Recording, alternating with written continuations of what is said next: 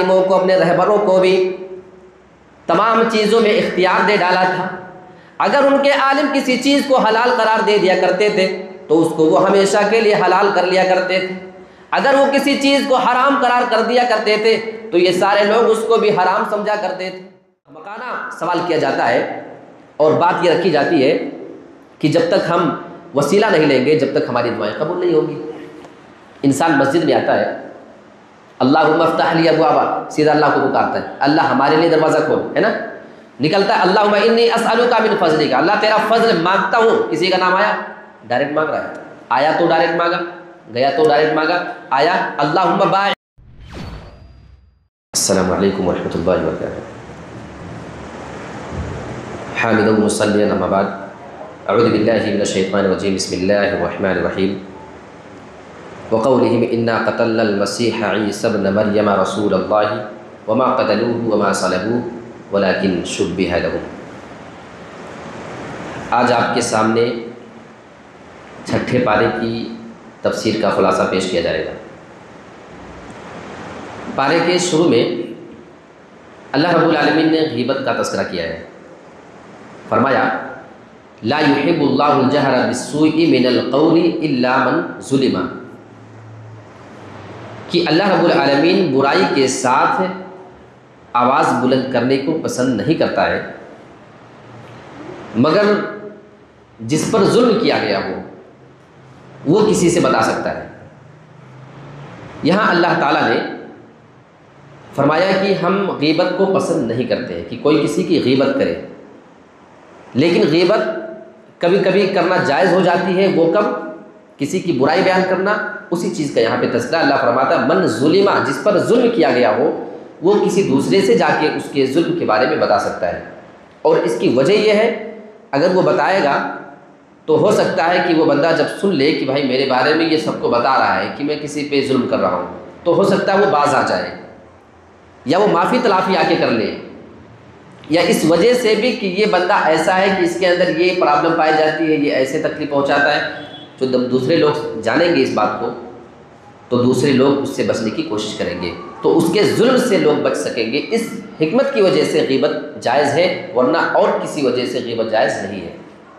آگے اللہ فرماتا ہے ان تبدوا خیرا او تخفوه، اگر تم بھلائی کو ظاہر کرو یا چھپاؤ، او تعفو عن سوء، یا تم کسی کی غلطی کو معاف کر دو، فإن اللہ کان عفوا قدیرا، تو بے شک اللہ تعالیٰ معاف کرنے والا اور قدرت رکھنے والا ہے۔ یہاں اللہ یہ کہنا چاہ رہا ہے کہ اگر تمہیں کوئی تکلیف پہنچا دیتا ہے، کوئی پریشانی آپ کو پہنچ جاتی ہے کسی بندے سے، تو اگر تم قدرت رکھنے کے بعد اس کو معاف کر دو تو اللہ بھی تمہیں معاف کرے گا، اور قدرت رکھنے کے بعد معاف کرنا ہے۔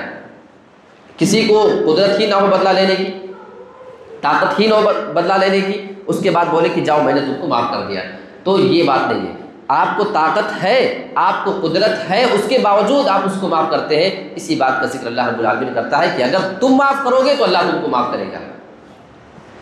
اب آگے آپ چلیں، اللہ تعالیٰ نے حضرت عیسیٰ علیہ السلام کے بارے میں ایک عقیدہ ذکر کیا ہے، اور آپ عیسائیوں سے کبھی آپ کا سابقہ پڑھے تو دیکھیں وہ آپ کو ایسے انداز میں سمجھانے کی کوشش کریں گے، وہ کبھی دعوت کا کام دینے سے پیچھے نہیں ہٹتے۔ آپ یہ سمجھ لو عیسائیوں کے اندر یہ ایک خصلت ہوتی ہے کہ تھوڑا سا اگر موقع ملے گا نا تو آپ کو سمجھانا شروع کر دیں گے۔ میں آپ کو اپنا واقعہ بتاؤں، ابھی میں آپ کے یہاں جب آ رہا تھا تو حیدرآباد میں نے جو اولا بک کیا اس گاڑی سے میں آ رہا تھا، تو وہ بندہ پہلے ہندو تھا، بعد میں عیسائی بن گیا تھا۔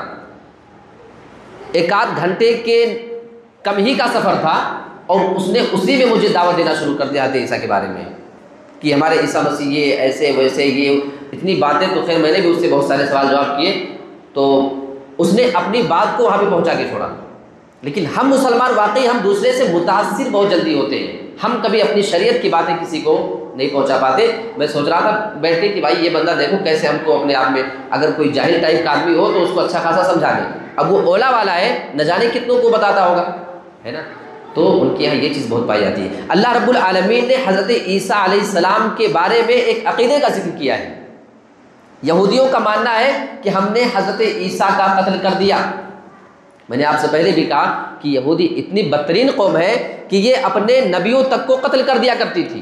نبیوں کو قتل کرنا یہ یہودیوں کا شیوا تھا، ان کا عمل تھا، اور یہاں بھی اسی چیز کا اللہ رب العالمین نے تذکرہ کیا ہے۔ وَقَوْلِهِمْ إِنَّا قَتَلْنَا الْمَسِيحَ عِيسَى ابْنَ مَرْيَمَ رَسُولَ اللَّهِ وَمَا قَتَلُوهُ وَمَا صَلَبُوهُ وَلَكِنْ شُبِّهَ لَهُمْ۔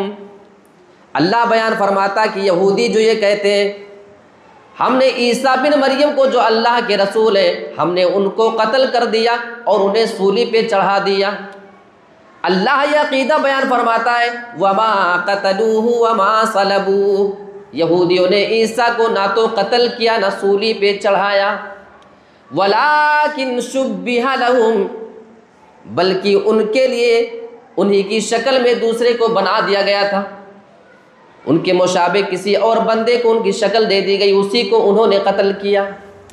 اب یہ پورا معاملہ کیا ہے، اور اس معاملے میں آپ کو بتاؤں کہ 3 قسم کے عقیدے پائے جاتے ہیں۔ حضرت عیسیٰ علیہ السلام کا قتل ہوا نہیں ہوا، اس سلسلے میں 3 قسم کے عقیدے ہیں۔ پہلے ہم اپنا عقیدہ سمجھ لیں۔ جو مسلمانوں کا عقیدہ حضرت عیسیٰ کے بارے میں ہے، جو قرآن ہمیں بتاتا ہے کہ عیسیٰ علیہ السلام کو یہودیوں نے قتل کرنے کی کوشش تو کیا تھا، لیکن اللہ رب العالمین نے ان کو زندہ آسمان میں اٹھا لیا تھا، یہ ہمارا عقیدہ اور جو قرآن ہمیں بتاتا ہے۔ یہودیوں کا عقیدہ ہے کہ ہم نے انہیں قتل کر دیا اور سولی پر چڑھا دیا، اور عیسائیوں کا عقیدہ کیا ہے؟ عیسائیوں کا عقیدہ یہ ہے کہ ان کو سولی پر چڑھا تو دیا گیا تھا، 3 دن تک سولی پر لٹکے رہے، اور اس کے بعد خود زندہ ہو کر سولی سے اترے اور آسمان میں وہ چلے گئے، اور ابھی بھی وہ آسمان میں ہیں اور وہیں سے وہ دنیا چلا رہے ہیں۔ لوگ ان کو عیسائی اللہ مانتے ہیں، گاڈ مانتے ہیں۔ تو یہ 3 قسم کے عقیدے ہیں۔ اللہ رب العالمین انہی عقیدوں کا قرآن میں تذکرہ کر رہا ہے۔ دراصل مسئلہ کیا ہوا تھا؟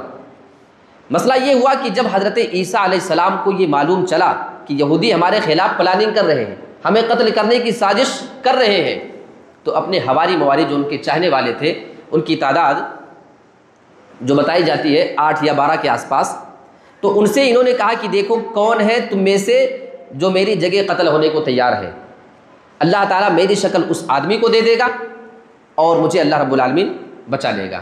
تو ایک بندہ اس میں جو ماننے والا تھا وہ تیار ہوتا ہے کہ میں تیار ہوں۔ اللہ رب العالمین نے عیسیٰ علیہ السلام کی شکل اس آدمی کو دے دیا، اور عیسیٰ علیہ السلام کو زندہ آسمان میں اٹھا لیا اللہ نے، یہ ہمیں قرآن بتاتا ہے۔ اب جب یہودی آئے اس جگہ پر اور اس بندے کو دیکھا تو عیسیٰ کی شکل اس بندے کی، اسی کو قتل کیا، اسی کو سولی پر چڑھایا۔ اللہ فرماتا ہے شبہ لہم، تشبیہ دے دی گئی، ان کے مشابہ دوسرے آدمی کو شکل دے دی گئی تھی، اسی کو انہوں نے قتل کیا، اسی کو سولی پر چڑھایا۔ اور آج بھی یہودی یہ مانتے ہیں کہ ہم نے عیسیٰ کو قتل کر دیا ہے۔ اچھا میں آپ کو ایک چیز بتاؤں، پہلے زمانے سے آپ معلوم کریں، تاریخ اٹھا کر دیکھیں، بڑی اہم بات بتانے جا رہا ہوں۔ یہودی اور عیسائی یہ ایک دوسرے کے کٹر دشمن ہیں۔ یہودی الزام لگاتے تھے کہ یہ عیسیٰ جو تمہارے نبی ہے نا، عیسائیوں پہ الزام لگاتے تھے، بہت بڑا الزام، ناقابل برداشت الزام، لیکن آج حالات ان کی دیکھیں، ان کی آپس میں دوستی ہے، وہ میں آپ کو بتانا چاہ رہا ہوں۔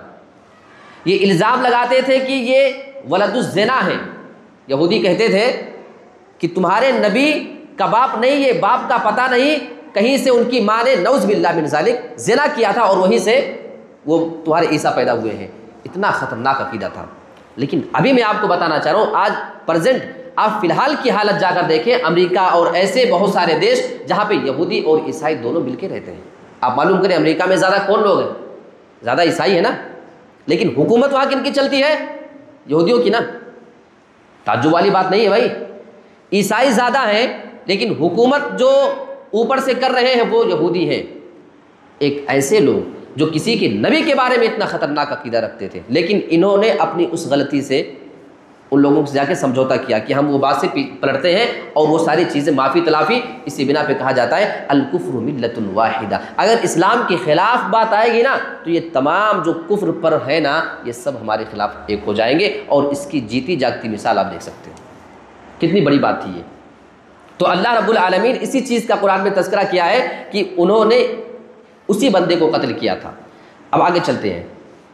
ایک مرتبہ ایک کچھ سوال میں آپ کے سامنے رکھ دوں، کبھی عیسائیوں سے سابقہ پڑے گا نا تو آپ سے ضرور سوال کرے گا، وہ چھوڑے گا نہیں، بنا سوال کیے آپ سے چھوڑے گا نہیں۔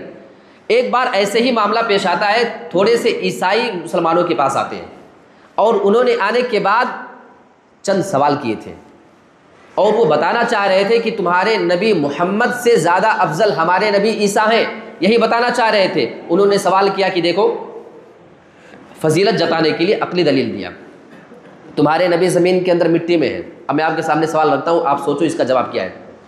انہوں نے کہا کہ تمہارے نبی محمد مٹی کے نیچے ہے اور ہمارے نبی آسمان میں ہے، تو جو اوپر ہے اس کا مقام افضل ہے۔ وہ کہنا چاہ رہے تھے کہ ہمارے نبی تمہارے نبی سے افضل ہے۔ ایک بات کہی انہوں نے۔ دوسری بات کہی کہ دیکھو تمہارے نبی تو مٹی کے اندر سوئے ہیں نا، مطلب سوئے کا مطلب انتقال کر گئے، ہمارے نبی، یہ ہمارا بھی ماننا ہے۔ تو انہوں نے کہا تم مانتے ہو کہ تمہارے نبی انتقال کر چکے، وہ سو رہے ہیں، اور ہمارے نبی تو آسمان میں زندہ ہیں، اور یہ بات صحیح بھی ہے، آسمان میں وہ ابھی زندہ ہیں، قیامت کے دن آئیں گے، وہ قیامت کے قریب، قیامت کے دن نہیں، قیامت سے پہلے وہ کچھ نشانی ہوگی۔ تو انہوں نے کہا کہ دیکھو اگر کسی کو راستہ پوچھنا ہو کسی آدمی سے تو سونے والے سے پوچھے گا یا جاگنے والے سے پوچھے گا، یعنی وہ کہنا چاہ رہے تھے اگر کسی کو ہدایت چاہیے، ہدایت کدھر ہے، تو جاگنے والا بتائے گا، سونے والا نہیں۔ یہ دوسرا اعتراض ہوا۔ تیسرا اعتراض انہوں نے کہا کہ تمہارے نبی کی پیدائش نا نارمل ہوئی ہے، جیسے سب کی ہوتی ہے، اس میں کوئی بڑی بات نہیں، ماں باپ دونوں سے، مرد عورت دونوں سے مل کے، لیکن ہمارے نبی کا معاملہ دیکھو، صرف عورت سے وہ پیدا ہوئی، صرف ماں سے، تو یہ ایک جو ہے معجزہ ایک طریقے کا ہے۔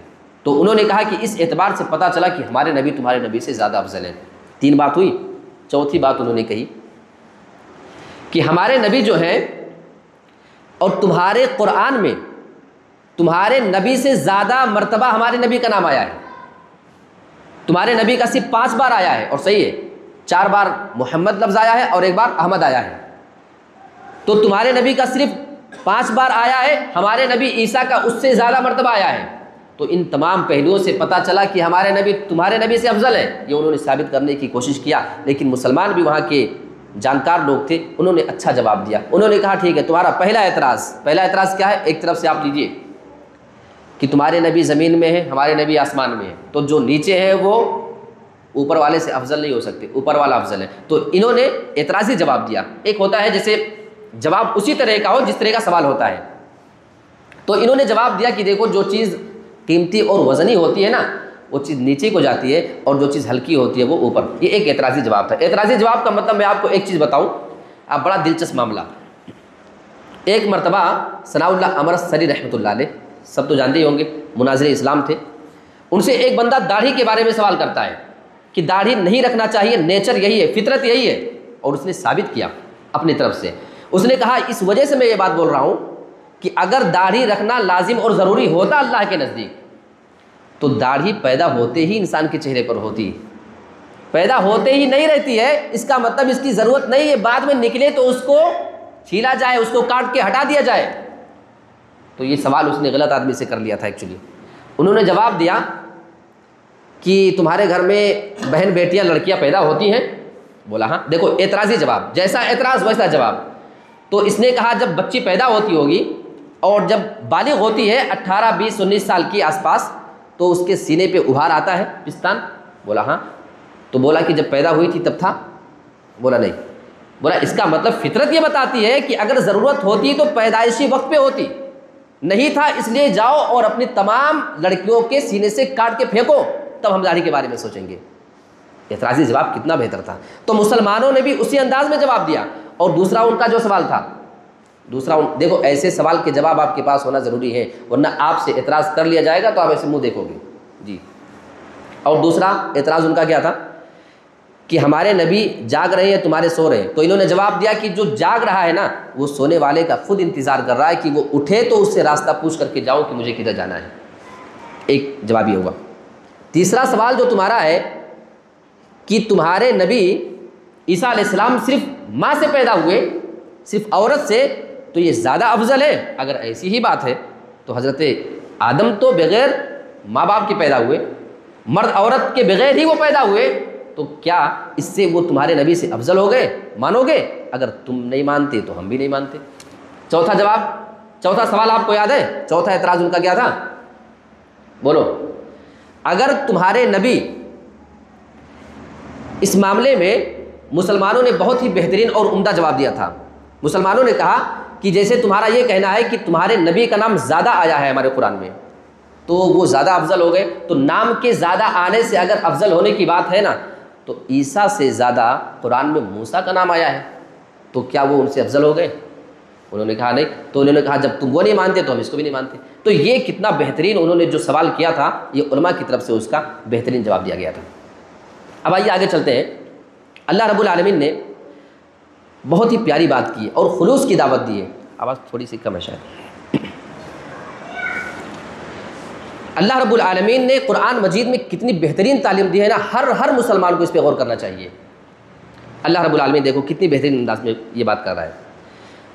وَرُسُلًا قَدْ قَصَصْنَاهُمْ عَلَيْكَ مِنْ قَبْلُ وَرُسُلًا لَمْ نَقْصُصْهُمْ عَلَيْكَ، اے میرے نبی بہت سارے رسول ایسے ہیں جن کا ہم نے آپ کو قصہ بیان کر دیا ہے، جن کے بارے میں ہم نے آپ کو واقعات بتا دیے ہیں، آپ ان کے بارے میں جان چکے ہیں۔ وَرُسُلًا لَمْ نَقْصُصْهُمْ عَلَيْكَ، اور بہت سارے رسولوں کے ہم نے آپ کو واقعات نہیں بتائے ہیں۔ ہاں اتنا ضرور اللہ نے بتایا ہے، ہر امت کے درمیان اللہ رب العالمین نے ایک نبی بھیجا تھا۔ نبی کا کام کیا تھا یہ تو اللہ نے بتا دیا ہے کہ ہر نبی اللہ کی طرف بلایا کرتا تھا، یہ تو قرآن میں بتا دیا گیا ہے ہر نبی کا کام کیا تھا، لیکن ہر نبی کا نام نہیں بتایا گیا ہے۔ اس سے یہ مسئلہ پتہ چلتا ہے انسان کے نام سے زیادہ فرق نہیں پڑتا ہے، اصل بات یہ ہے کہ آپ کا کام کیا ہے، نام سے زیادہ فرق نہیں پڑتا۔ اور ہم مسلمان کام کے لیے مرتے ہیں، ہے نا، کام کیا تو نام آنا چاہیے، تو اصل نام نہیں، فضیلت نام میں نہیں رکھا ہے، ورنہ اللہ ہر نبی کا نام بتاتا، فضیلت کام میں ہے۔ اپنے کام کو کرو اللہ کے لیے، نام آئے چاہے نہ آئے، اور یہی اسلاف کا کام ہوا کرتا تھا۔ بڑے بڑے نیکی کا کام کر کے بیچارے وہ اپنے آپ کو پیچھے رکھا کرتے تھے، لیکن آج ہم تھوڑا سا کرتے ہیں نا تو ہم چاہتے ہیں کہ پہلی صف میں ہمارا نام آنا چاہیے، یہ قرآن کی آیت کے خلاف ہے۔ آئیے آگے چلتے ہیں۔ اللہ رب العالمین نے یہودیوں اور عیسائیوں کو یہاں پہ مخاطب کیا ہے اور غلو سے منع کیا ہے۔ اب آپ دیکھیں کتنی بہترین انداز میں اللہ رب العالمین نے اس بات کو کہا ہے، اور اس سے بہت ساری چیز ہمیں سیکھنے کو ملتی ہے۔ یا اہل الکتاب لا تغلوا فی دینکم، اے اہل کتاب یہود و نصارہ، تم اپنے دین کے اندر غلو نہ کیا کرو، تم اپنے دین کے اندر کسی کا مقام بہت زیادہ بڑھایا نہ کرو۔ ہمارے مسلمانوں میں بھی بہت سارے لوگ ہیں، اللہ رب العالمین یہودیوں کو اور عیسائیوں کو دین میں غلو کرنے سے منع کرتا ہے، لیکن یہاں ہم مسلمانوں کا حال یہ ہے کہ ہم اپنے نبی کا مقام رب کے برابر کرتے ہیں، ہم کسی پیر ولی مرشد کا مقام نبی کے برابر کرنے پہ تلے ہیں، اور جواب یہ دیا جاتا ہے کہ ہم یہ کام تو فضیلت جتانے کے لیے کر رہے ہیں، اس میں گناہ کا حرج کا کام کیا ہے؟ اچھا کسی کا مقام بڑھا دے تو غلط ہے یا نہیں؟ میں آپ سے سوال کرتا ہوں، ایک آدمی پولیس ہے، آپ اس کو کل سے جج بھی بولنے لگو، ایک آدمی صرف وکیل ہے، آپ اس کو پرائم منسٹر بولنے لگو، کیسا لگے گا؟ یہ عقل کے خلاف ہے کہ نہیں ہے؟ تو جو جس کا مقام ہے وہی اس کا مقام دیا جائے، یہی ہماری عقل کہتی ہے۔ اور بہت سارے لوگ کہتے ہیں وہی جو مستوی عرش تھا خدا ہو کر اتر پڑا ہے مدینے میں مصطفیٰ ہو کر۔ کسی صاحب نے یہاں تک کہہ دیا کہ احد میں، احد مطلب اللہ ایک، اور احمد، احمد اللہ کے نبی کا نام، احد میں اور احمد میں صرف میم کا فرق ہے۔ یہ جو اللہ تھا آسمان میں نا، وہی میم کی چادر اوڑھ کر کے مدینے میں آ گیا تو وہ احد سے احمد بن گیا۔ یہ عقیدے نعوذ باللہ قرآن مجید کے بالکل خلاف ہے۔ اللہ فرماتا ہے کہ تم اپنے دین میں غلو نہ کرو۔ اور یہ عیسائیوں کا معاملہ آپ دیکھو، عیسائیوں نے یہی کام کیا تھا، اپنے دین میں اتنا غلو کر دیا تھا کہ حضرت عیسیٰ کے بارے میں اور ان کی والدہ کے بارے میں آپ دیکھیں، ان کو انسانیت کے مقام سے اٹھا کر، بندگی کے مقام سے اٹھا کر کے ان کو الوہیت کا درجہ دے ڈالا تھا، اور ان کو انہوں نے خدا مان لیا، ان سے بہت ساری چیزیں مانگنے لگے تھے۔ اور اتنا ہی نہیں، عیسائیوں کے بارے میں ایک بہت غلط چیز جو پھیلی ہوئی تھی، انہوں نے اپنے عالموں کو، اپنے رہبروں کو بھی تمام چیزوں میں اختیار دے ڈالا تھا۔ اگر ان کے عالم کسی چیز کو حلال قرار دے دیا کرتے تھے تو اس کو وہ ہمیشہ کے لیے حلال کر لیا کرتے تھے، اگر وہ کسی چیز کو حرام قرار کر دیا کرتے تھے تو یہ سارے لوگ اس کو بھی حرام سمجھا کرتے تھے۔ قرآن میں اللہ رب العالمین اسی بات کا تذکرہ فرما رہا ہے، اتخذوا احبارهم ورهبانهم اربابا من دون اللہ، یہ عیسائیوں نے اپنے عالموں کو اور اپنے درویشوں کو اللہ رب العالمین کے علاوہ رب بنا لیا۔ سوال کیا گیا اللہ کے نبی، ایک ایسے صحابی موجود تھے جو پہلے عیسائی تھے، انہوں نے کہا اللہ کے نبی ہم نے تو کبھی اپنے عالموں کو رب نہیں بنایا۔ اللہ کے نبی بیان فرماتے ہیں یہاں رب بنانے کا معنی یہ ہے کہ اگر وہ کسی چیز کو حلال کر دے تو کیا تم اسے حلال نہیں سمجھا کرتے تھے؟ اگر وہ کسی چیز کو حرام کر دے تو کیا تم اسے حرام نہیں سمجھا کرتے تھے؟ بولے ہاں اللہ کے نبی ہم ایسا تو کیا کرتے تھے۔ نبی نے فرمایا کہ پھر یہاں پہ رب بنانے کا مطلب یہی اللہ نے قرآن میں کہا ہے۔ اچھا یہ عیسائیوں کا معاملہ ہوا، آج مسلمانوں کا حال دیکھ لیں۔ مسلمان نبی کے بارے میں کیسا کیسا غلو کرتے ہیں، اور اسی ڈر کی وجہ سے اللہ کے نبی نے مثال دے کر بتایا تھا عیسائیوں کی طرح میرا مقام تم نہیں بڑھا لینا، جیسے عیسائیوں نے ان کا بڑھا لیا تھا۔ لا تطرونی کما اطرت النصارى عیسی ابن مریم، اے لوگو تم میرا مقام نہیں بڑھا دینا جس طریقے سے عیسائیوں نے نصارہ نے عیسیٰ بن مریم کا مقام بڑھا ڈالا تھا۔ فَإِنَّمَا أَنَا عَبْدُهُ، میں تو اللہ کا بندہ ہوں۔ فَقُولُوا عَبْدُ اللَّهِ وَرَسُولُهُ، جب تم مجھے پکارنا تمہیں میرے بارے میں کوئی عقیدہ رکھنا ہو تو تم مجھے اللہ کا بندہ اور اس کا رسول ہی سمجھ کر کے چلنا۔ یہاں نبی اپنے بارے میں غلو کرنے سے منع فرماتے ہیں، اور آج ہم مسلمانوں کی حالت دیکھو، کسی کو ہم نے اپنے رب کے برابر مقام دے ڈالا ہے، کسی کو ہم نے اپنے نبی کے برابر مقام دے کے رکھا ہے۔ کوئی کسی چیز کا مالک ہے، کوئی کسی چیز کا اختیار رکھتا ہے۔ اللہ کے نبی نے اسی بات کی جانب اشارہ کرتے ہوئے فرمایا تھا، اٹھاؤ صحیح بخاری صحیح مسلم کے الفاظ، اللہ کے نبی بیان فرما رہے تھے لَتَتَّبِعُنَّ سُنَنَ مَنْ كَانَ قَبْلَكُمْ، اے لوگوں تم ضرور پیروی کرو گے، اپنے سے پہلے کے لوگوں کی پیروی ضرور کرو گے۔ شِبْرًا بِشِبْرٍ، اگر وہ کسی چیز میں ایک بالشت چلے ہوں گے، بالشت یہ یہاں سے لے کے اتنی دوری، آپ کے یہاں اس کو کچھ الگ بولتے ہوں گے، بتا بالشت ہمارے یہاں بولا جاتا ہے، آپ کے یہاں پتہ نہیں، یہ یہاں سے لے کے یہاں تک کے سرے کو بالشت بولتے ہیں۔ نبی فرماتے ہیں کہ اگر وہ ایک بالشت کسی چیز میں چلے ہوں گے تو تم اتنا چلو گے، وَذِرَاعًا بِذِرَاعٍ، اگر وہ ایک ہاتھ چلے ہوں گے تو تم ایک ہاتھ چلو گے، یہاں تک کہ حَتَّى لَوْ سَلَكُوا جُحُرَ ذَبٍّ لَسَلَكْتُمُوهُ، اے مسلمانوں تم ان کی پیروی میں اتنے زیادہ آگے نکل جاؤ گے، اگر وہ کسی گوہ کے بل میں بھی داخل ہوئے ہوں گے لَسَلَكْتُمُوهُ، تو اس میں بھی داخل ہو کے رہو گے۔ صحابہ سوال کرتے اللہ کے نبی الیہود والنصارى، کیا آپ یہود و نصارہ کی بات کر رہے ہیں، یہودی اور عیسائیوں کی آپ بات فرما رہے ہیں؟ اللہ کے نبی جواب دیتے ہیں فمن، اے میرے صحابہ ہاں میں انہی کی بات کر رہا ہوں، اگر یہود و نصارہ نہیں تو پھر کس کی بات میں کر رہا ہوں؟ آپ دیکھو انہوں نے اللہ کے برابر مقام دیا، آج کے مسلمانوں نے بھی علماء کو، پیروں کو، رہبروں کو نبی کے برابر، بلکہ کسی نے تو رب کے برابر بھی مقام دے کر کے رکھا ہے۔ اسی چیز کی جانب اللہ کے رسول کو ڈر تھا، اللہ کے نبی اپنی حدیث میں پہلے بتا کر کے چلے گئے۔ آگے چلتے ہیں، قرآن مجید میں اللہ رب العالمین نے بہت خوبصورتی کے ساتھ ایک بات کہی ہے، الیوم اکملت لکم دینکم وَأَتْمَمْتُ عَلَيْكُمْ نِعْمَتِي وَرَضِيتُ لَكُمُ الْإِسْلَامَ دِينًا، اے مسلمانوں آج کے دن ہم نے تمہارے لیے تمہارے دین کو مکمل کر دیا ہے، وَأَتْمَمْتُ عَلَيْكُمْ نِعْمَتِي، اور تمہارے لیے میں نے اپنی نعمتوں کو پوری کر دیا ہے، وَرَضِيتُ لَكُمُ الْإِسْلَامَ دِينًا، اور میں نے دین کے طور پہ تمہارے لیے اسی اسلام کو پسند کر لیا، اسی سے میں راضی ہو چکا ہوں۔ اب اس آیت میں آپ کو ایک پوائنٹ بتاتا ہوں، آیت کیا ہے؟ الیوم اکملت لکم دینکم، میں نے تمہارے لیے تمہارا دین مکمل کیا ہے، اور آگے اللہ نے کہا میں نے اپنی نعمت پوری کی، نعمتی، میں نے اپنی نعمت پوری کی۔ دین کی نسبت اللہ نے بندوں کی طرف کیا کہ تمہارا دین ہے، اس سے پتہ چلتا ہے کہ دین پہ چلنے کا کام، دین کی حفاظت کا کام بندوں کا ہے۔ پھر اللہ فرماتا ہے اگر تم دین پہ چلو گے صحیح طریقے سے تو میں اپنی نعمت پوری کروں گا۔ نعمت کو اللہ نے اپنے ساتھ جوڑا کیونکہ نعمت نازل کرنے والا اللہ رب العالمین ہے۔ تو اگر کوئی اس کے خلاف جاتا ہے، اگر کوئی مانتا ہے کہ کسی اور کے آنے کے بعد اسلام میں کچھ گنجائش ہے، تو اس کا مطلب وہ قرآن کی اس آیت کا انکار کر رہا ہے اندر سے۔ بہت سارے لوگوں کا ماننا ہے نا کہ جب تک ہم کسی امام کی نہیں مانتے، جب تک ہم کسی اور کی نہیں مانتے، جب تک دین ہم کو سمجھ میں نہیں آئے گا۔ میں آپ سے ایک چھوٹا سا سوال کر لیتا ہوں، اللہ کے نبی صلی اللہ علیہ وسلم کے بعد سب سے پہلے جو امام پیدا ہوتے ہیں امام ابو حنیفہ رحمۃ اللہ علیہ، ان کی پیدائش نبی کے بعد تقریباً 70 سال کے بعد ہوتی ہے، 70 تقریباً۔ اس کے بعد کم سے کم 10 12 15 سال کے ہوئے ہوں گے، کچھ سمجھا ہوگا، کچھ انہوں نے کہا ہوگا۔ دیکھو کوئی اماموں کے اوپر کوئی نکتہ چینی نہیں کی جا رہی ہے، ان کے ماننے والوں نے گڑبڑی کی ہے یہاں پہ۔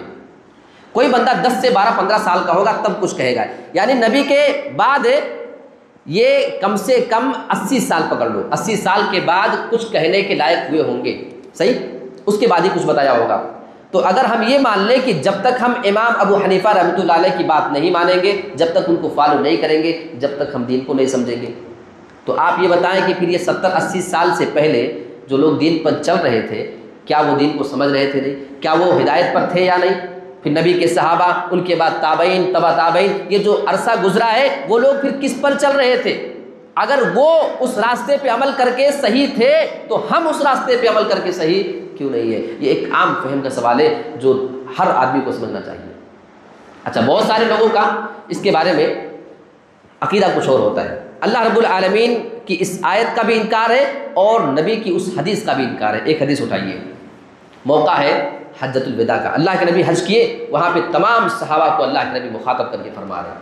اللہ کے نبی سوال کرتے ہیں، اے میرے صحابہ، میں نے تمہارے درمیان اتنی لمبی مدت گزاری ہے۔ نبی ان سے سوال کرتے ہیں، حل بلغت، کیا میں نے اللہ کا پیغام تمہارے تک پہنچایا یا نہیں پہنچایا ہے؟ سارے صحابہ جواب دیتے ہیں، اللہ کے نبی آپ نے سارا پیغام پہنچا دیا، آپ نے وہ دین جو آپ کو آپ کے رب نے دے کر کے بھیجا تھا آپ نے اس کو پہنچا دیا ہے۔ اللہ کے نبی صحابہ کی شہادت کے بعد اپنی انگلی کو آسمان کی جانب کرتے ہیں، 3 مرتبہ آسمان کی جانب اور صحابہ کی طرف کرتے ہیں، اللہم اشہد اللہم اشہد اللہم اشہد، اے میرے رب تو بھی گواہ بن جانا۔ یہ میرے نبی، تیرے نبی کے تمام صحابہ اس بات کی گواہی دے رہے ہیں کہ ہم نے تیرے پیغام کو، تیرے دین کو پہنچا دیا ہے۔ صحابہ کہہ رہے ہیں کہ پہنچا دیا، اللہ قرآن میں کہہ رہا ہے کہ میں نے دین کو مکمل کر دیا۔ بعض لوگ کہتے ہیں کہ اس کے بعد بھی ہمیں کسی کی ضرورت ہے، اب وہ فیصلہ کر لے ان کا عقیدہ حدیث اور قرآن کے کتنا خلاف ہے۔ اللہ کے نبی کی ایک حدیث ہے صحیح مسلم کی، من کذب علی متعمدا فلیتبوأ مقعدہ من النار، جو بندہ جان بوجھ کر میری جانب کسی جھوٹی بات کو منسوب کرے جو میں نے نہ کہی ہو اور اسے میری جانب لگا دے کہ نبی نے کہا ہے، تو وہ اپنا ٹھکانہ جہنم میں بنا لے۔ صحیح مسلم، بالکل صحیح حدیث ہے۔ اور ایک بخاری کی حدیث سناؤں، دین کے اندر نئی نئی باتیں ایجاد کرنے والے، ہر بندہ اچھا سمجھ کے ایجاد کرتا ہے، کوئی گناہ سمجھ کے کوئی چیز ایجاد نہیں کرتا ہے، لیکن انجام دیکھیں۔ اللہ کے نبی بیان فرماتے ہیں، کل قیامت کے دن میں سب سے پہلے حشر کے میدان میں حوض کوثر پر جاؤں گا، میں لوگوں کو جام بانٹوں گا، جو لوگ وہاں پہ آئیں گے اس کو پئیں گے، ایک مرتبہ جو اس کو پی لے گا کبھی اس کو پیاس نہ لگے گی۔ اللہ کے نبی بیان فرماتے ہیں، بہت سارے میری امت کے لوگ میرے پاس آ رہے ہوں گے لیکن فرشتے ان کو منع کر دیں گے، ان کو جانے کی اجازت نہیں۔ اللہ کے نبی بیان فرماتے ہیں، میں ان لوگوں کو پہچان لوں گا کہ یہ میری امت کے لوگ ہیں، میں کہوں گا ان کو تو آنے دو، کیا بات ہے ان کو تم روک کیوں رہے ہو؟ جواب ملے گا، اے نبی آپ کو نہیں معلوم آپ کے انتقال کے بعد انہوں نے آپ کے دین میں کیا کیا باتیں ایجاد کر کے رکھی ہوئی تھی۔ صحیح بخاری کے الفاظ ہیں، اللہ کے نبی فرمائیں گے، سحقن سحقن لمن غیر بعدی، دوری ہو ایسے لوگوں کے لیے، میری نظر سے ان کو دور کر دو جنہوں نے میرے آنے کے بعد میرے دین کو ہی بدل ڈالا تھا، میرے دین کو تبدیل کر ڈالا تھا۔ نیکی سمجھ کے کرنا، اس کے باوجود نبی فرمائیں گے ہٹاؤ میری نظر کے سامنے سے، کیونکہ میرے نبی نے 23 سال تک خون پسینے اور اپنے گھر والوں کو مصیبت میں ڈالا تھا اسی بات کی وجہ سے کہ میرے جانے کے بعد تم اپنی طرف سے کچھ باتیں نیکی کا بڑھا کے لوگوں کو بتانا، کیا نبی کی باتیں تمہارے لیے قابل اقتدار نہیں تھی؟ اللہ کے نبی کو اتنی نفرت ہو جائے گی کہ ہٹاؤ میری نظر کے سامنے سے، ان کو دور کر دو، حوض کوثر کا وہ جام ان کو نصیب نہیں ہوگا۔ کتنی بدقسمتی کی بات ہے۔ آگے اللہ رب العالمین کچھ نصیحت کر رہا ہے ایمان والوں کو، یہ سورہ مائدہ چل رہا ہے، یا ایھا الذین آمنوا، اے ایمان والو، کونوا قوامین للہ شہداء بالقسط، تم اللہ کے لیے حق پر قائم ہو جاؤ، شہداء بالقسط، تم انصاف کے ساتھ گواہی دیا کرو، ولا یجرمنکم شنآن قوم علی الا تعدلوا، اے مسلمانوں اگر تمہاری کسی بھی قوم سے دشمنی ہے، اس قوم کی دشمنی تمہیں اس بات پہ آمادہ نہ کرے۔ یہ اسلام ہمیں کتنی بہترین باتیں بتا رہا ہے، اگر تمہاری کسی بھی قوم سے کوئی دشمنی ہے، کوئی تمہارے دشمن قوم کا ہے، وہ تمہارے پاس آ جائے، کوئی مقدمہ معاملہ آ جائے، اگر تمہاری اس سے دشمنی ہے، یہ تمہاری دشمنی اس بات پہ آمادہ نہ کرے الا اللہ تعدلوا کہ تم اس کے درمیان انصاف ہی کرنا چھوڑ دو، اعدلوا تم انصاف کیا کرو، چاہے تمہارے ہو چاہے وہ تمہارے دشمن قوم ہی کے لوگ ہوں۔ اور اللہ فرماتا ہے کہ یہ اقرب للتقوی، یہ تقوی کے سب سے زیادہ قریب ہے۔ اب اس میں دو باتیں ہیں، ایک انصاف کے ساتھ گواہی دینا، گواہی کے معاملے میں بہت چوکنا ہونے کی ضرورت ہے۔ کبھی کبھی کسی کو دیکھیں چند چائے پہ آپ لے کر جائیں، جتنی مرضی جھوٹی گواہی دلوا لیں۔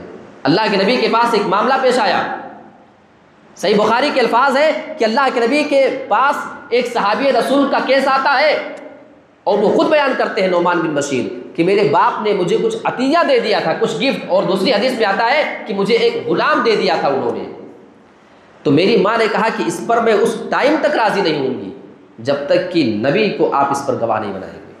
وہ گئے نبی کے پاس، کوئی بات نہیں گواہ بنا لیتا ہوں۔ اے اللہ کے نبی، میں نے ایک اپنے بیٹے کو غلام دے دیا، میں آپ کو اس پر گواہ بنانا چاہتا ہوں، آپ بھی گواہ بن جائیے۔ اللہ کے نبی سوال کرتے ہیں کہ کیا تم نے ایسا ہی غلام اپنے تمام بیٹوں کو دیا ہے یا نہیں؟ کہنے لگے اللہ کے نبی سارے بیٹوں کو تو نہیں دے پایا ہوں، صرف میں نعمان کو دے رہا ہوں، ایک بیٹے کو۔ اللہ کے نبی کے الفاظ ہیں فرجعہ، اے میرے پیارے ساتھی میرا یہ آرڈر ہے کہ اس غلام کو تو اپنے اس بیٹے سے واپس لے لیں۔ اور دوسری حدیث کے الفاظ ہیں اتقوا اللہ وعدلوا بین اولادکم، اے لوگو تم اللہ سے ڈرنا اور اللہ رب العالمین سے اتنا زیادہ ڈرتے رہنا کہ اپنی اولاد کے درمیان تم کبھی بھی نا انصافی سے کام نہیں لینا۔ نبی نے گواہی دینے سے منع کر دیا۔ ایک مسئلہ یہاں پہ بتا دوں، نہیں تو پتہ چلے بعد میں کچھ گڑبڑ ہو جائے۔ بسا اوقات ایسا ہو سکتا ہے آپ کی کئی اولادیں ہوں، ایک اولاد کو شادی میں خرچے کی ضرورت پڑی، دوسری اولاد کو نہیں ہے، آپ اگر اس کی شادی میں کچھ خرچہ کرتے ہیں تو دوسری اولادیں اس حدیث کو سننے کے بعد یہ نہیں کہہ سکتے کہ مجھے بھی 2 لاکھ روپیہ اس کی شادی میں لگائے، لاکھ روپیہ ہمارے اکاؤنٹ میں ڈالو، کیونکہ ناانصافی کرو۔ ناانصافی نہیں، کیونکہ یہ وہ ضرورت ہے جو باپ کے ذمے ہے، یہ وہ نان و نفقہ ہے جو بیٹے کے تئیں باپ پر واجب ہے۔ اب ایک بیٹا آپ کا پڑھائی کر رہا ہے، دوسرا بیٹا صرف گھومتا کھاتا ہے، تو سال بھر کا 1 لاکھ روپئے کا اس کا خرچہ ہے۔ اب دوسری اولاد ہے گھر بیٹھے بولے کہ 1 لاکھ روپیہ ہم کو بھی چاہیے، ورنہ ناانصافی ہے۔ یہ ناانصافی نہیں، یہ باپ کی وہ ذمہ داری ہے جو اپنے بیٹے کے لیے ادا کرے گا۔ کوئی بیمار پڑ جائے ایک بیٹا، اس کے علاج میں آپ لگا سکتے ہو، دوسرے کو ضرورت نہیں ہے، تو یہ ناانصافی نہیں۔ ناانصافی یہ ہے کہ جس چیز کی ضرورت تمام کو ہو کسی ایک کو آپ پرسنل دے دیں، یہ ناانصافی ہے، اور اس سے ہمیں اور آپ کو اپنے آپ کو بچانے کی ضرورت ہے۔ آگے اللہ کیا فرما رہا ہے؟ کسی قوم کی دشمنی تمہیں اس بات پر آمادہ نہ کرے کہ تم انصاف کرنا چھوڑ دو، انصاف کیا کرو۔ آج ہمارے درمیان سے انصاف اٹھ چکا ہے۔ ایک واقعہ بتاتا ہوں بڑا مختصر سا۔ قاضی شریح نام سنا ہوگا، بہت معتبر شخصیت۔ ایک مقدمہ ہوتا ہے، ان کے بیٹے نے ایک بار یہودی لڑکے کو ایک کوڑے سے مار دیا تھا، لیکن یہودی بیچارہ جانتا تھا کہ قاضی اور جج، یہ بیچارہ یہودی ڈر رہا تھا کہ اسی کا باپ ہے اور اگر میں مقدمہ لے کے جاؤں گا تو کچھ ہم کو ملنے والا ہے نہیں۔ لیکن قاضی شریح کا لڑکا خود اپنے باپ کے پاس آیا اور سوچتا ہے کہ لاؤ ذرا مقدمہ بھی کروا دیتا ہوں اور کل اس کو میں بے عزت بھی کروں گا کیونکہ اس سے چل رہی تھی۔ تو اپنے باپ سے کہا میرے ابو جان ایسا ایسا معاملہ ہے، میں نے ہی کوڑا مارا ہے، اگر آپ کہیں تو میں مقدمہ بھی کر دیتا ہوں اور کل جب عدالت لگے تو میرے حق میں آپ فیصلہ کر دیں تاکہ وہ میرا دشمن ذلیل و خوار ہو جائے، میں اس کو ذلیل بھی کرنا چاہتا ہوں۔ انہوں نے کہا بیٹے ٹھیک ہے، میں تھوڑا غور کر لیتا ہوں، اس کے بعد تم کو بتاؤں گا کہ معاملہ کیا ہے۔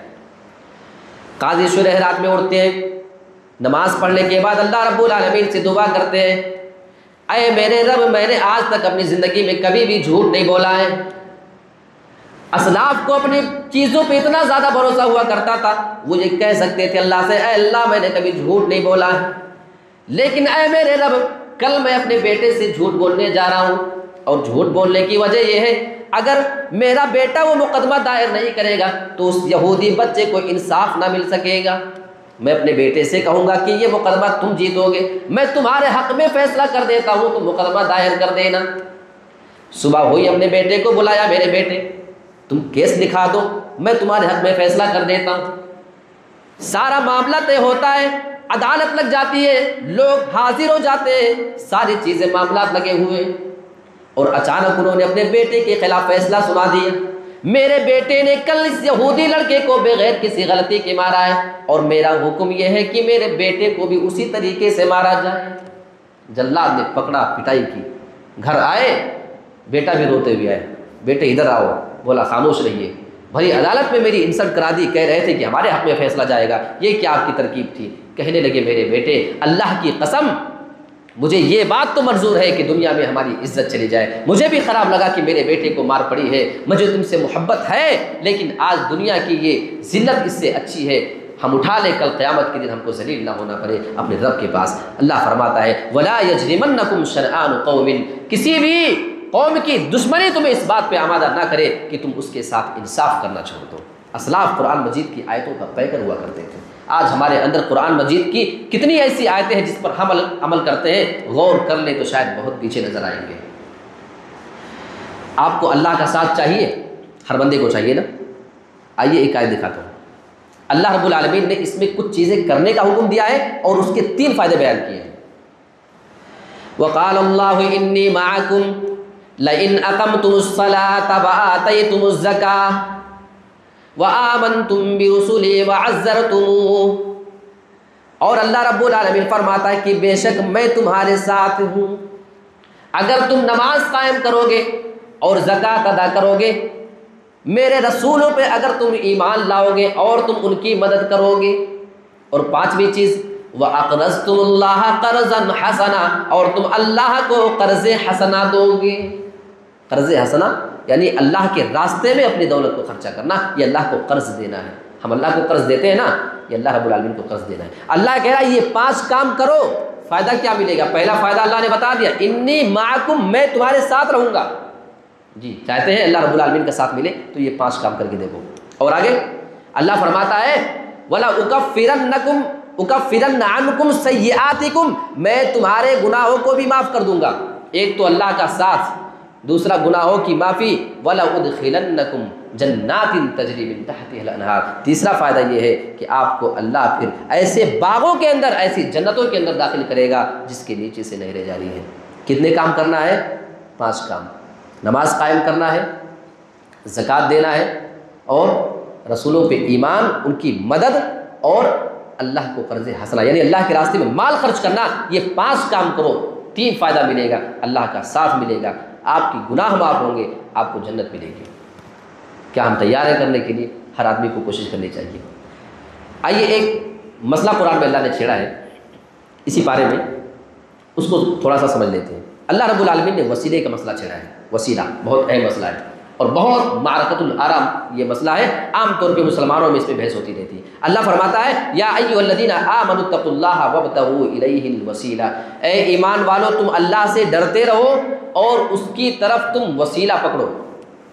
اب وسیلہ یہ 2 طرح کا ہوتا ہے، ایک جائز وسیلہ ہے، اس کو ذرا دھیان سے سمجھ لیں، ایک جائز وسیلہ اور ایک ناجائز وسیلہ، ایک درست ہے ایک غیر درست ہے۔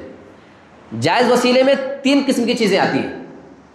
ایک تو ہم اللہ رب العالمین کے نام کے ساتھ وسیلہ پکڑے، اے اللہ تو روزی دینے والا ہے، تو غفور ہے، تو رحیم ہے، تو معاف کرنے والا ہے، یہ ہے وہ ہے، یہ اللہ رب العالمین کے نام کا وسیلہ پکڑ کر اللہ سے مانگا جائے۔ ایک دوسرا یہ ہے کہ ہم اپنے نیکیوں کو وسیلہ بنائیں، اور قرآن میں اللہ فرماتا ہے یا ایھا الذین آمنوا استعینوا بالصبر والصلاۃ، تم صبر کے ذریعے اور نماز کے ذریعے اللہ رب العالمین سے مدد طلب کرو، یہ نیک اعمال آپ کے وسیلہ ہے۔ ایک اور دلیل دیتا ہوں حدیث سے، بڑا لمبا واقعہ ہے، خالی اشارہ کر رہا ہوں۔ وہ 3 لوگ جب جا رہے تھے، بارش ہوئی، غار میں گھسے تھے، تو اس سے نکلنے کے لیے ان تینوں نے اپنی اپنی نیکیوں کا وسیلہ پیش کیا تھا۔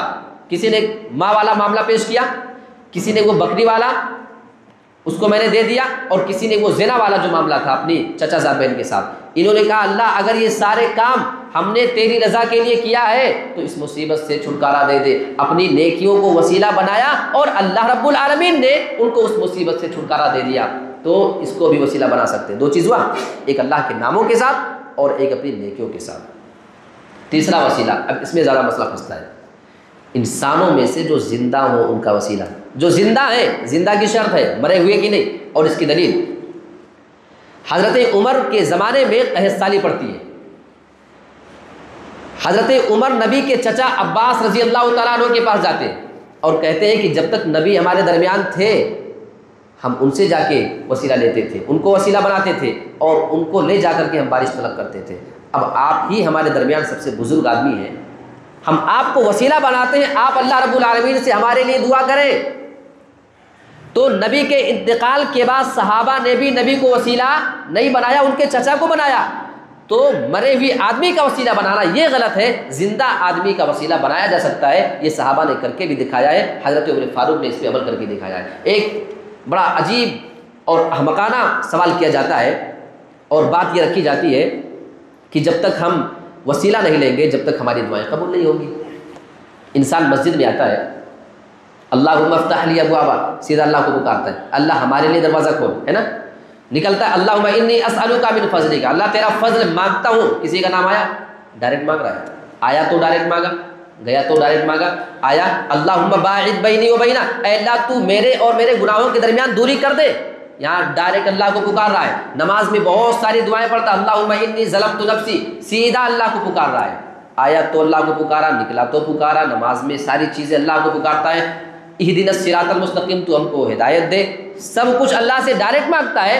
اب جیسے سلام پھری اور جیسے ہاتھ اٹھا کے دعا مانگنا پڑا، اب بیچ میں اب وسیلہ لازمی ہو گیا، کیونکہ اب بنا وسیلے کی دعا ہماری قبول نہیں ہوگی۔ یہ عجیب و غریب بات ہے، یہ انسان کو خود ہی سمجھنا چاہیے، اتنی نارمل سینس کی بات ہے۔ اب میں آپ کو سورہ مائدہ کے بارے میں مختصراً کچھ باتیں بتا دوں۔ سورہ مائدہ یہ بڑی اہم سورت ہے اور اس کی اہمیت اس لیے زیادہ بڑھ جاتی ہے کیونکہ 5 مقاصد جو ہماری شریعت کے ہیں نا، اللہ تعالیٰ نے بڑی خوبصورتی کے ساتھ اس میں بیان کیا ہے۔ 5 مقاصد کیا ہیں؟ ایک تو دین کی حفاظت ہے۔ کس کی حفاظت؟ دین کی حفاظت کرنا ضروری ہے، اللہ نے اسی صورت میں بیان کیا۔ ایک تو جانوں کی حفاظت، جانوں کی حفاظت اللہ نے اسی صورت میں بیان کیا۔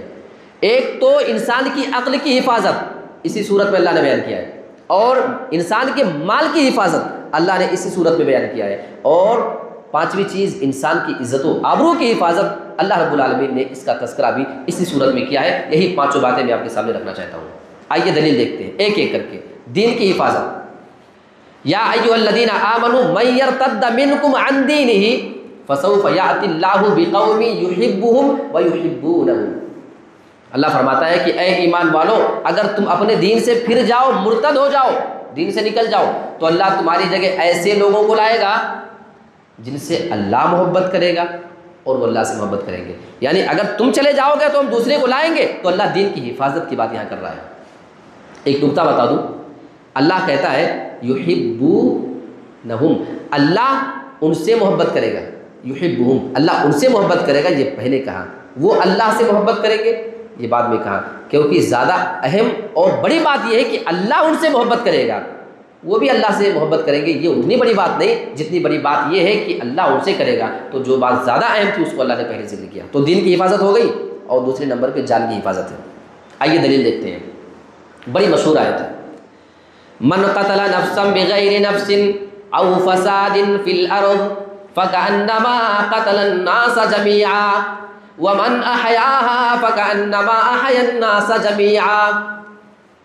جو بندہ کسی بھی ایک آدمی کو قتل کر دے، کسی ایک آدمی کو مار دے، فَكَأَنَّمَا قَتَلَ النَّاسَ جَمِيعًا، تو گویا کہ اس بندے نے پوری انسانیت کا قتل کر ڈالا، اس کا مرڈر کر ڈالا ہے۔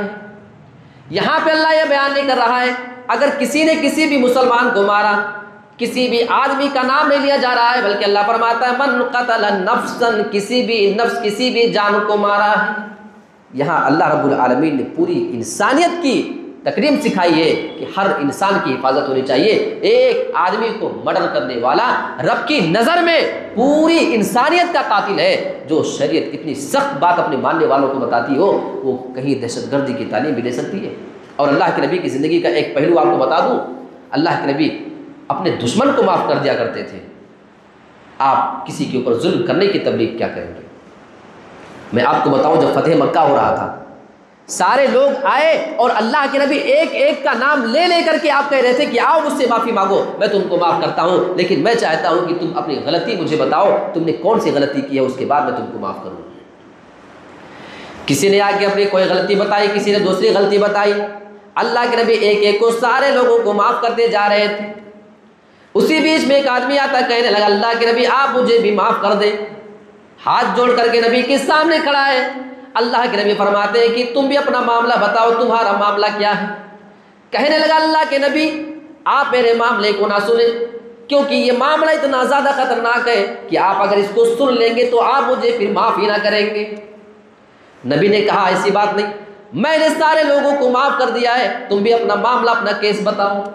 کہنے لگا اللہ کے نبی آپ کی بیٹی زینب جب اونٹ پر بیٹھ کر کے جا رہی تھی اور میں نشانہ لگا رہا تھا، میں اونٹنی کو مارنا چاہ رہا تھا لیکن میرا تیر خطا کر گیا تھا اور آپ کی بیٹی کے پیٹ میں لگ گیا تھا، اسی وجہ سے آپ کی بیٹی کا حمل پیٹ سے گر گیا تھا اور اس صدمے کو آپ کی بیٹی برداشت نہ کر سکی اور اسی وجہ سے اس کا انتقال ہو چکا تھا۔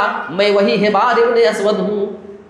اللہ کے نبی نے اس معاملے کو سنا، آپ کی آنکھوں میں آنسو آ گئے اور آپ نے فرمایا ہے حبار آج تک مجھے 23 سال کی زندگی میں، پوری زندگی میں جتنی تکلیف دی گئی ہے، مجھے مارا گیا، ستایا گیا، مجھے بے گھر کر دیا گیا تھا، ساری تکلیف کو اگر ترازو کے ایک ایک پلڑے میں رکھ دو اور اس دن کی تکلیف جس دن میری بیٹی میرے سامنے انتقال کر گئی تھی، اگر وہ تکلیف ترازو کے دوسرے پلڑے میں رکھ ڈالو گے تو وہ تکلیف ساری زندگی کی تکلیف پہ بھاری پڑ جائے گی۔ لیکن اے ہبا میں نے تجھ سے وعدہ کر لیا ہے، میں نے تمہیں معاف کرنے کا وعدہ کر لیا ہے، لہٰذا جاؤ میں نے تمہیں بھی معاف کر دیا ہے۔ میرے پیارے ساتھیوں، جو رسول اپنی بیٹی کی قاتل کو بھی معاف کر دیا کرتا ہے وہ بھلا دہشت گردی کی تعلیم کیا دے گا؟ اعلان تو ہو جاتا ہے کبھی کبھی، ہم نے اپنے اوپر جوتا پھینکنے والے کو معاف کر دیا، یہ کوئی معافی ہے؟ معافی یہ ہے کہ آپ کی بیٹی کا قاتل آپ کے سامنے کھڑا ہو، جگر دیکھو اپنی بیٹی کے قاتل کو معاف کر رہے ہیں۔ میرے پیارے ساتھیوں، ہماری شریعت نے انسان کی جان کی حفاظت سکھائی ہے۔ سورہ مائدہ میں دوسرا پوائنٹ یہ ہے۔ تیسرا پوائنٹ یہ ہے کہ عقل کی حفاظت ہونی چاہیے۔ قرآن میں اللہ فرماتا ہے یا ایھا الذین آمنوا انما الخمر والمیسر، اللہ رب العالمین فرماتا ہے شراب اور جوا یہ تمام چیزیں شیطانی کام ہیں۔ میں مختصر کر کے بیان کر رہا ہوں۔ شیطان والے کام ہے کون کون سے؟ شراب، جوا اور اس کے علاوہ بھی دوسری چیزیں۔ تو یہاں پہ جو عقل کی حفاظت کرنے والی چیز ہے وہ شراب اس کے منافی ہے۔ شراب پیو گے تو انسان کی عقل خراب ہو جاتی ہے۔ اللہ فرماتا ہے کہ شراب سے دور ہو جاؤ تاکہ تمہاری عقلیں صحیح سلامت رہے۔ تو سورہ مائدہ میں انسان کی عقل کی حفاظت ہمیں سکھائی گئی ہے۔ جوا کے بارے میں ایک بات بتا دوں، بات آئیے تو سن لیجیے۔ بہت سارے لوگ موبائل میں کھیلتے ہیں نا، لوڈو میں ایک گیم چل رہا ہے، جوا ہے، فری فائر ہے، کیا عجیب عجیب سارے گیم چل رہے ہیں۔ میں آپ کو ایک نقصان بتا دوں، اگر آپ کو لت لگ گئی تو اس واقعے کو سن لیجیے۔ ایک بندہ حجر اسود کے سامنے بیٹھ کر کے لوڈو کا گیم کھیل رہا تھا، ویڈیو اس کی آئی ہے، اب اس میں کیا کھیل رہا ہوگا؟ غالب گمان یہی ہے کہ شاید اس کو عادت ہوگی اس میں جوا کھیلنے کی۔ اللہ فرماتا ہے یہ شیطانی کام ہے، اور اتنا بڑا شیطانی کام، اللہ اکبر، ہم نے 1400 سال کے بعد آج اس کی تصدیق دیکھی ہے، آج اس کو سچ ہوتے ہوئے ہم نے دیکھا ہے کہ یہ ایک بندے کو حجر اسود کے سامنے بھی وہ جوا کھیلنے پہ مجبور کر رہا ہے۔ عقل کی حفاظت انسان کی شریعت نے بتائی ہے۔